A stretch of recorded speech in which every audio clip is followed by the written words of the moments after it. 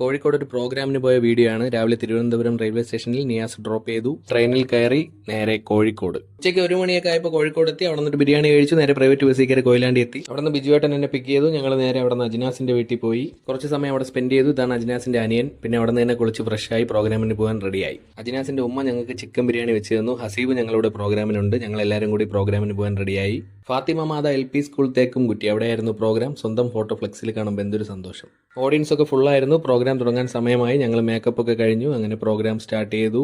അജ്നാസാണ് ഈ show anchor ചെയ്യുന്നത്. ഷോയുടെ ഒരു കോർഡിനേറ്ററും അവനായിരുന്നു. പാട്ടും സ്പെഷ്യൽ പെർഫോമൻസുകളൊക്കെ ഉണ്ടായിരുന്നു.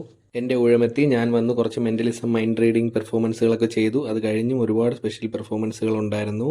അതൊക്കെ കഴിഞ്ഞ് ഞാനൊരു സ്പോട്ട് ഡബ്ബിംഗ് കൂടി ചെയ്തു.